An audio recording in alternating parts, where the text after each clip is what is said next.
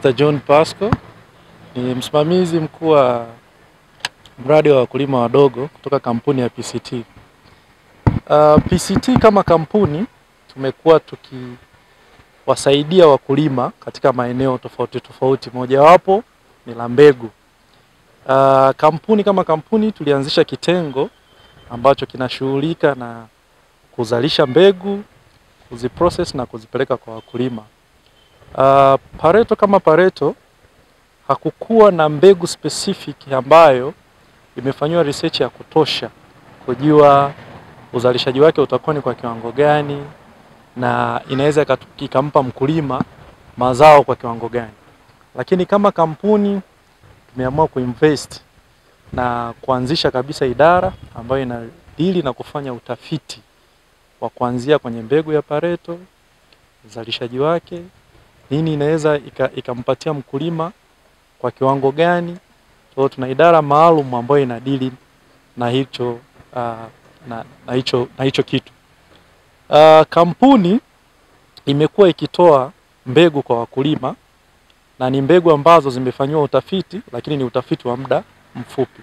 Kuna mbegu ambazo kweli zilikuwa hazikuweza kuperform vizuri sana, lakini kama kampuni tuliteki jitihada za mahususi na za haraka kupata aina nyingine ya variety ya mbegu ambayo inaweza ikafanya vizuri, ambayo ndo nyingi imegaiwa katika msimu ulioisha, tunaita 1024.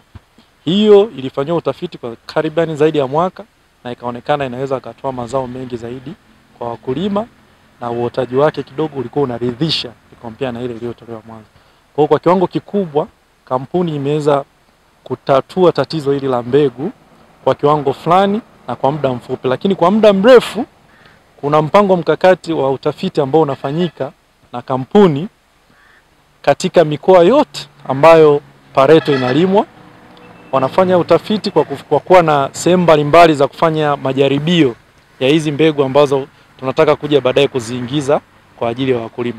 Kwa hiyo na imani baada ya miaka 2-3 tunaweza tukaja kupata mbegu ambayo itakuwa ni bora zaidi, ambayo uotaji wake pia utakuwa ni mzuri zaidi na mazalio na uzalishaji wake utakuwa kwa kiwango kikubwa. Lakini kuanzia msimu huu kitu ambacho kingine kampuni imefanya kwa haraka, imeinvest kwenye teknolojia mpya ya kuzalisha mbegu, ambapo kuna mtambo maalum umeshafungwa kiwandani wa kuprocess mbegu, vile vile na kuweza kutumia water bath technology kama kuna wataalamu wanafahamu, ili iweze kuhakikisha kabisa uotaji wa mbegu unaongezeka kwa kiwango kikubwa kikompea na hapo awali. Kwa hiyo hizo ni baadhi ya juhudi ambazo kampuni imezifanya mpaka sasa hivi. Asante sana. Kwa majina naitwa Peter Magema, afisa kilimo halmashauri ya mji Njombe na msimamizi wa mazao ya biashara ikiwemo zao la Pareto. Halmashauri ya mji Njombe ni miongoni mwa halmashauri ambazo zao la Pareto linastawi, na ukiangalia miaka ya nyuma zao hili lilikuwa linafanya vizuri sana.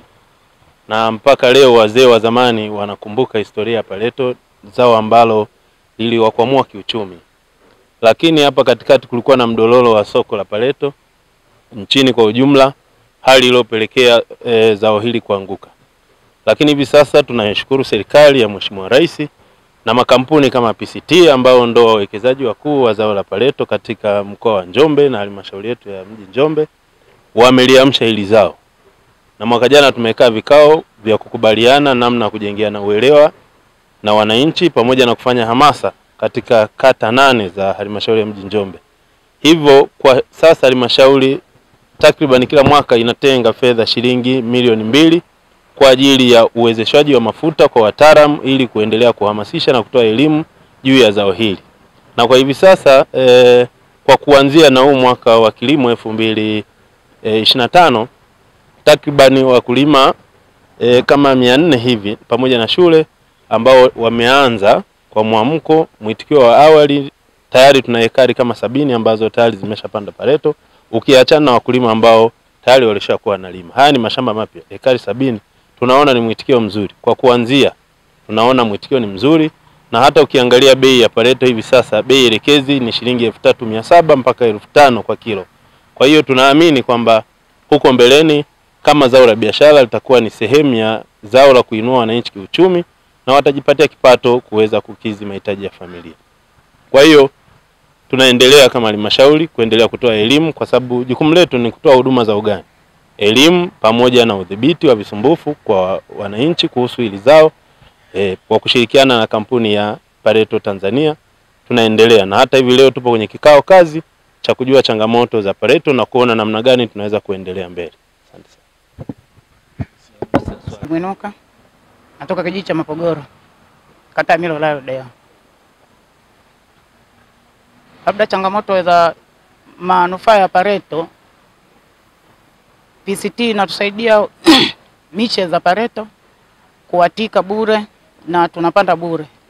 Changamoto iliyopo ni miche kuleta matunda ya Pareto, kwamba miche wanazotupa sio bora zaidi, miche zinaungua, hazileti matunda. Ndio maana tunafanya changamoto uzalishaji unakuwa duni. Na faida tunayopata kwenye Pareto, pia Pareto tunaitumia kwa ajili ya dawa. Maana majani yake yanatumika kwa dawa za mimea, kwa mfano maharage, mahindi na viuatilifu mahindi pia. Kumekuwa na mdororo wa uzalishaji wa zao la Pareto kilinganisha na mazao mengine. Nadhani ukiwa kama mkulima, nini tatizo na unatoa ushauri gani kwa serikali? Kudorora kwa Pareto kunasababishwa na vilimo vingi vya watoto wa miaka michache, kwa mfano vijana wanaolima viazi, na pia changamoto iliyokuwepo tunalima Pareto watu wazima kuanzia miaka 50, 60 mpaka 70. Kwa hiyo changamoto inayokuja ni viazi, bei ya viazi ziko kubwa, bei ya Pareto pia iko chini. Labda kwa maombi yangu kama serikali na PCT pia ituongezee bei ya Pareto.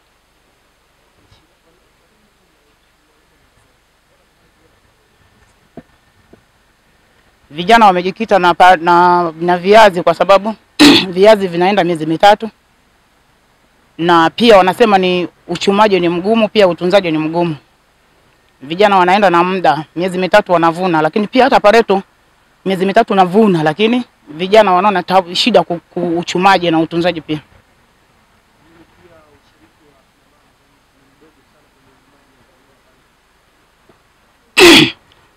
Ni kweli ushiriki wa kina mama ni mdogo, na wengi tunajiunga kweli, lakini wakina mama wengi nao wanajiunga na waume zao kwenye Pareto.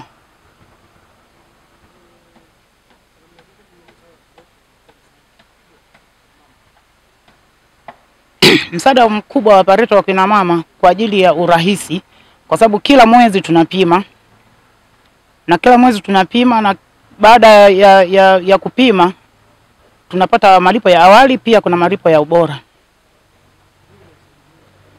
Natusaidia kupata mahitaji madogo madogo kama mboga mboga na mahitaji madogo ya wanafunzi, kwa mfano daftari na uniform.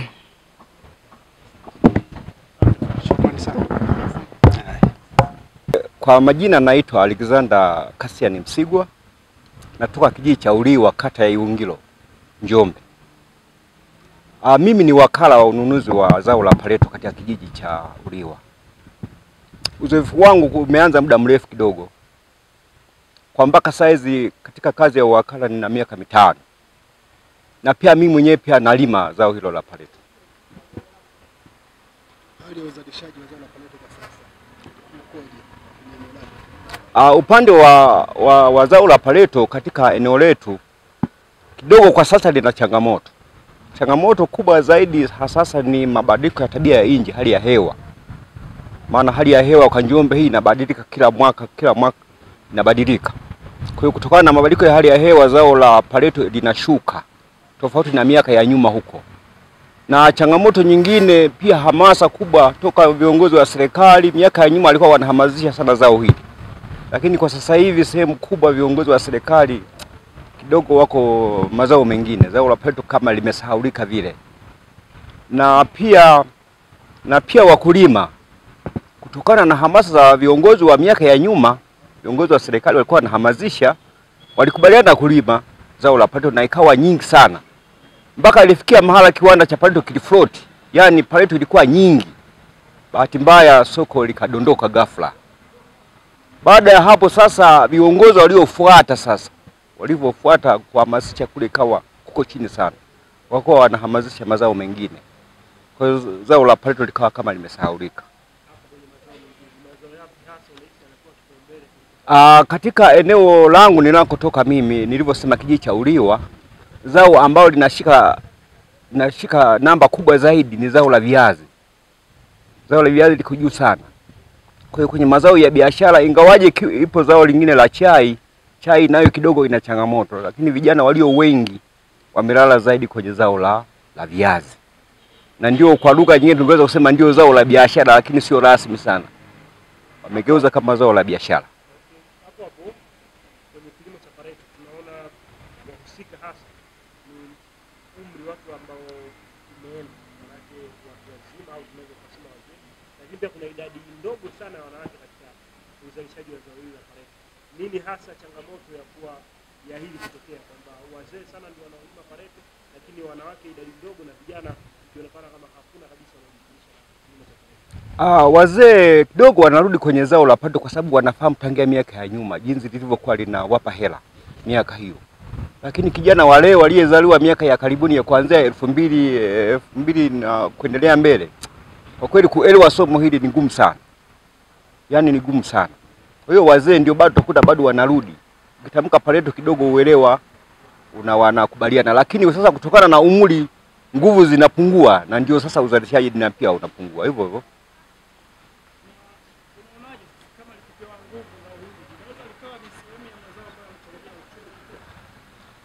Kwa kweli likipewa nguvu zaidi kwa elimu. Na sehemu kubwa ninakotoka mimi watu wangu, unajua ili waweze kuelewa zaidi huwa wanategemea sana kutoka elimu kwa viongozi waliowachagua wao, kwa mfano wabunge, madiwani. Sehemu kubwa wakisema hao ndio huwa wanakubalika zaidi. Sio aende mtu mwingine tu baki tu ambaye yeye hafahamiki. Kwa hiyo kuelewa masomo yanakuwa ngumu sana. Lakini wabunge ni namba moja. Na kama ninavyosema miaka ya nyuma watu waliweza kuzalisha zao la Pareto kwa wingi zaidi. Elimu ilikuwa zaidi na kwa mheshimiwa mbunge mstaafu Ana Makinda. Yule alihamasisha zao la Pareto kwa nguvu zote na alitumia hata lugha za asili ili watu waweze kuelewa. Lakini wabunge waliofuatia kwa kweli ikawa ni shida. Hawazungumzii kabisa zao hilo la Pareto. Unajua sehemu kubwa wanawake mara nyingi huwa wanafuata baba anasema nini au wanaume wanataka nini. Kwa hiyo sehemu kubwa wanawake ndio wanayumba zaidi. Wanaangalia mwenzangu amelima zao hela amepata hela. Na wao ndio wanaiga zaidi. Kabisa somo la ukaushaji kwa nyinyi mnaelewa vizuri. Pigieni makofi. Kwa hiyo hongereni sana. Mimi changamoto nitakayozungumzia ni changamoto ya upande wa sumu. Kiwango cha sumu kwa kweli kimekuwa kikishuka kila mwaka. Kadri miaka inavyoongezeka kiwango cha sumu kinaendelea kushuka. Labda pengine inaweza ikawa labda ni hizo sababu nyingine ambazo mmezitoa za mbegu na nini, lakini kuna upande wa kwenu pia ambapo inaonekana kabisa kwamba kuna baadhi ya kidogo kulegea. Mfano nikiangalia kwa upande wa Ludewa kwa mwaka wa fedha 2022 kiwango cha sumu kwa wastani kilikuwa ni 1.3. Na note 1.3. Lakini kwa mwaka wa fedha 2023 kiwango cha ubora kilishuka kikaenda mpaka 1.25. Naandika vizuri. Lakini kwa mwaka wa fedha 2024 kiwango cha ubora kikaenda kwenye 1.21. Kwa hiyo ukiangalia grafu inaendelea kushuka kadri miaka inavyoongezeka. Kwa hiyo hii trendi inatupa sisi wasiwasi kwa sababu ukianza kuchora hii grafu ambayo inashuka, maana yake inakupa wasiwasi kwamba hata mwaka unaofuata inaweza ikafuata utaratibu huo. Simelipata jamani. Kwa hiyo maana tukaona tujadiliane kwa pamoja, tuone changamoto ambazo mnakabiliana nazo ili tuangalie namna nzuri sasa ya kutengeneza mpango kazi wa kuweza kunusuru swala la ubora. Simenipata jamani. kampuni kama kampuni imeweka zile taratibu za namna ya kuweza kutambua maua ambayo ni mazuri. Naamini nyinyi wote asilimia kubwa ni mawakala, si ndio hivyo? Asilimia kubwa ni mawakala, na mawakala wa PCT naamini walishapewa mafunzo ya kutosha kabisa kuhusiana na namna ya kufanya ukaguzi wa maua wakiwa katika vituo vyao. Wengi simepewa maturubali? Ndio. Mpewa maturubali. Kwa sasa yale maturubali kazi yake kubwa ni kutusaidia sisi sasa katika kuhakikisha kabisa kwamba mnanunua maua ambayo yako katika ubora unaotakiwa. Natambua swala la kiwango cha sumu huwezi ukakipima ukiwa shambani kule. Lakini kwenye swala la ukavu na nini, nafikiri hicho mnakiweza kabisa na mnafanya vizuri kabisa. Sasa pamoja na kufanya vizuri kwenye upande wa unyevu, lakini kuna namna ambavyo mkifanya unakuta mnaweza mkapelekea hata kile kiwango cha dawa kilichopo kwenye maua kuathirika au kupungua. Mfano, kuna baadhi ya wakulima, unajua wakulima wana mbinu nyingi kwa sababu malipo yao yanategemea uzito.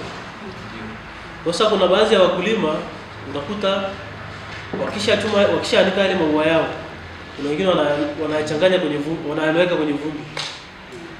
Wanaweka kwenye vumbi, kwa hiyo anapeleka kwa wakala. Sasa wakala usipoweza kuyakagua vizuri, kwa siku unajikuta unanunua yale maua, na ukishanunua sasa, hata kama maua yalikuwa na ubora mzuri, lakini kwa sababu ya ule mchanganyiko, yakifika kule, kile kiwango cha sumu kinaonekana kiko chini. Simenipata jamani? Ndio. Kwa hiyo msingi wa yale maturubali kwamba mkulima anapokuja usimwamini, usimwangalie tu usoni kwamba eti unamwamini kwamba huyu ni ndugu yangu, ni mtoto wa shangazi au mjomba. Hapana. Kwenye kazi hilo swala unaliweka pembeni. Unasimamia ile misingi ambayo sasa ni ya kazi. Kwa hiyo unachukua maua yako, unayatandaza kwenye turubali, unayachambua vizuri, unaangalia kama yana mchanganyiko mwingine wote ambao sio sehemu ya maua. Simenipata jamani? Mfano kama kuna vipande vya misumari, sahani na uchafu mwingine wote ambao sio sehemu ya maua. Simenipata? Kwa hiyo hivyo vitu unakuta vinapelekea ubora unakuwa chini. Lakini kingine unakuta kwenye uhifadhi. Wengi kwenye store zenu nafikiri mna zile mbawe, zile pallets. Zile chaga zile. Mnazo Sasa zile chaga nazo ni za muhimu sana katika kuhakikisha ubora wa maua unabaki kama ulivyoyanunua. Mfano, haya maua ya Pareto unapoyanunua, unaweza kukuta mkulima amefanya vizuri kabisa shambani, ametunza maua yake vizuri, ameyachuma katika hatua inayotakiwa kabisa, ameanika vizuri, akayaleta kwako wewe wakala. Ukayanunua. Sasa katika kuhifadhi unakuta kwa haraka zile na store zetu zilivyo na mambo mengi unaweka chini kwenye sakafu. Sasa kutokana na hali ya hewa ya huko, mara nyingi sakafu inakuwa ina unyevu. Sasa yale maua ni kama sponge. Sponge ukitubuza kwenye maji si inafyonza maji. Kwa hiyo yale maua nayo yana tabia ya kufyonza maji kama ilivyo sponge. Sasa unakuta yakishafyonza yale maji, yanaanza mchakato wa kuvunda. Kwa hiyo yakishaanza kuvunda, unakuta hata kile kiwango cha sumu kilicho kwenye yale maua kinaanza kupungua. Simenipata jamani? Kwa hiyo unakuta pengine mmepewa mbegu nzuri kabisa, ambao kama maua yangetunzwa vizuri kabisa na yakahifadhiwa vizuri, unakuta labda ungeweza kupata labda tuseme 1.4, 1.5. Lakini kutokana na uhifadhi mbaya, unakuja kujikuta unapata 1.1 au 0.9 na kuendelea. Simenipata jamani? Kwa hiyo kwenye uhifadhi ni kati ya sehemu ambazo zinaweza zikaharibu jitihada zote, kuanzia kwa mkulima mpaka kwa wewe ambao umenunua. Simenipata jamani? Kwa hiyo ni kati ya eneo ambalo unatakiwa mlizingatie sana. Lakini pia ukiangalia store zetu, hali ya hewa ya huku mara nyingi mvua ni za mara kwa mara. Kuna wakati mwingine unaweza ukahifadhi vizuri kayaka juu ya pallets vizuri kabisa, lakini unakuta kuna kadirisha kako wazi pale. Ikinyesha ile mvua ya upepo, unakuta ile maji yanaingia ndani. Ikiingia ndani, ikishakutana tu na maua yanafyonza ile maji, yanaanza mchakato sasa wa kuvunda. Na kuvunda sio lazima yavunde ile sana mpaka uone kabisa. Anaweza akaanza taratibu. Kwa ukija ukiona kabisa kwa nje hivi, unakuta tayari hali imeshakuwa mbaya zaidi. Tumeelewana jamani?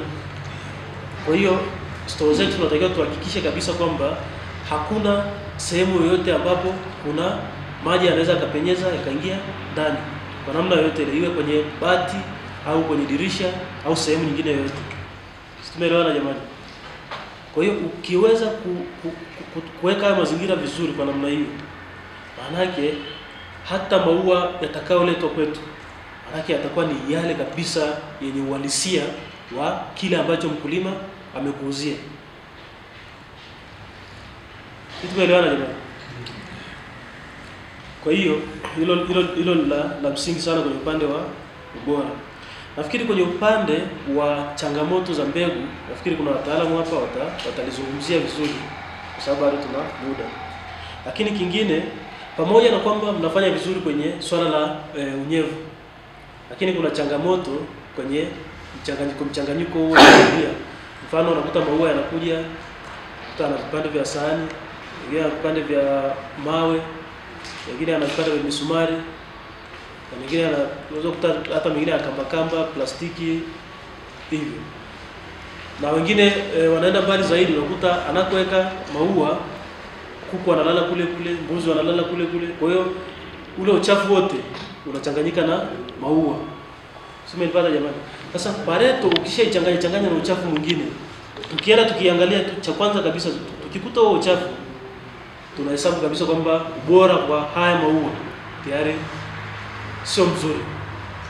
Simenipata jamani? Kwa sababu sisi tunanunua maua ya Pareto na sio mchanganyiko mwingine.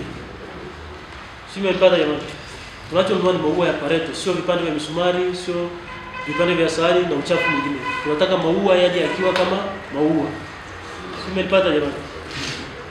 Sasa changamoto yake nini? Au yakienda kule yakiwa na huu mchanganyiko inakuwa ni nini? Wengi wenu hapa mlishapeleka mahindi mashineni. Ukipeleka mahindi yenye misumari mashineni inakuwaje?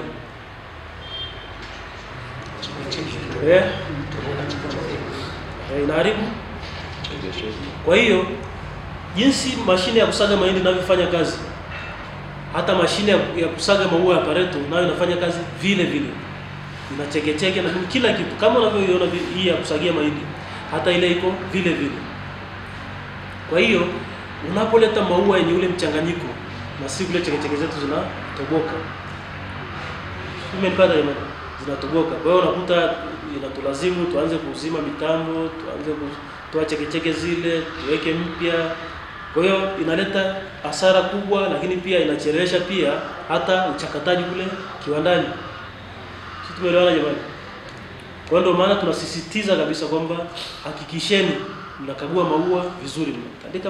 Mnatandika turubali, mwaga maua pale, mnachambua kila kitu, mnaangalia kama yana uchafu wote, unamwambia mkulima kabisa afanyeje? Atoe ule uchafu. Unajiridhisha kabisa.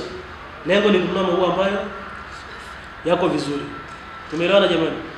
Lakini pia kuna kitu kingine, swala la mifuko. Mifuko tunaosisitiza ya kununulia maua ni ile mifuko yenye nembo ya PCT.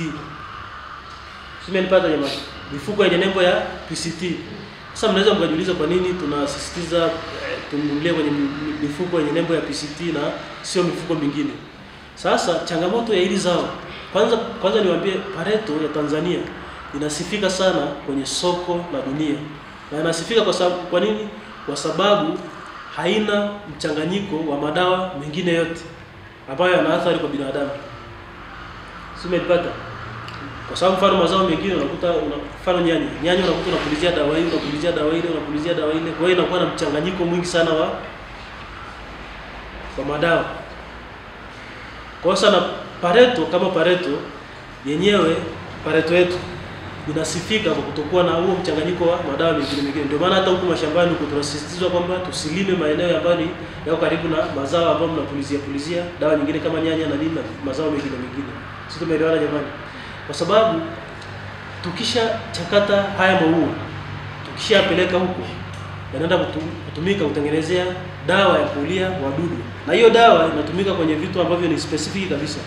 Inatumika kwenye matunda pamoja na mboga za majani. Matunda na mboga za majani wanakula nani jamani? Si binadamu. Na sisi tunapenda tule vitu ambavyo havina madhara kwetu. Kwa hiyo na hii inasifika kwa kutokuwa na yani ni dawa ambayo haina madhara kwa binadamu, kwa sababu yenyewe inadili tu na wadudu. Tumeelewana? Inadili na wadudu peke yake. Na pia kwenye wadudu sio kwamba inawaua kabisa, inawaua kama dawa nyingine zinavyowaua. Yenyewe inaenda kufanya kitu tunaita paralysis, inaenda kuwafanya wa paralyze. Inafanya wale wadudu wa paralyze. Yaani washindwe kufanya chochote, washindwe kushambulia mboga za majani, matunda. Kwa hiyo unakuta kutokana na hilo, unakuta hata mlaji akitumia mboga pamoja na matunda ambayo yamepuliziwa hiyo dawa, unakuta hapati madhara yoyote. Sio mlipata jamani? Kwa hiyo unapotumia mifuko mingine, baadhi ya mifuko unakuta labda imetoka kwa ikiwa labda nyanya ambazo zilikuwa zimewekewa makemikali, nyingine unakuta ilikuwa imewekewa mbolea huko, nyingine imewekewa mazao mengine huko yenye mchanganyiko wa kemikali na maarufu mengine. Kwa sasa ukiweka maua kule, ile pareto kama pareto ina tabia ya kufyonza. Unaona inafyonza zile harufu, kemikali na nini vyote kwa pamoja. Kwa hiyo sasa inapokwenda kule, unakuta inaenda kuonekana kwamba haiko vizuri. Na wakishaona hivyo, maana yake hata sisi tunajaribia kwenye soko letu, hata ile imani ambayo tulikuwa tumeshaiweka kule, unakuta inaondoka moja kwa moja. Tumeelewana jamani? Kwa hiyo unaweza ukafanya vizuri kabisa, mkulima akafanya vizuri na ukanunua vizuri, lakini kwenye kuhifadhi tu, kwa maana mifuko, ukawa umeweka mfuko ambao sio sahihi, mwisho wa siku ikakuathiri wewe, lakini na sisi kama kampuni kwa ujumla huko kwenye soko la dunia. Tumeelewana jamani? Kwa hiyo sasa mifuko yetu tunayotoa ni mifuko ambayo tulishajiridhisha kabisa kwamba ni mifuko ambayo haijawahi kutumika kwa matumizi mengine yoyote. Ni mifuko ambayo ukinunulia maua hata ikifika kule hayana mchanganyiko wa kitu kingine chochote. Sisi tumeelewana jamani? Kwa hiyo nafikiri ya kwangu ni hayo machache kwenye swala la ubora. Naamini maua ambayo yameoza, maua ambayo yako katika hali nzuri, maua ambayo yamepitiliza, wengi wenu hapa mnayajua, sio? Au nionyeshe? Nani ambaye anajua maua ambayo yamepitiliza? Wakala ambaye anajua maua yaliyopitiliza kwa hapa. Wakala ambaye anajua maua ambayo yameoza? Wote mnafahamu, sio? Kwa sasa tujitahidi katika hayo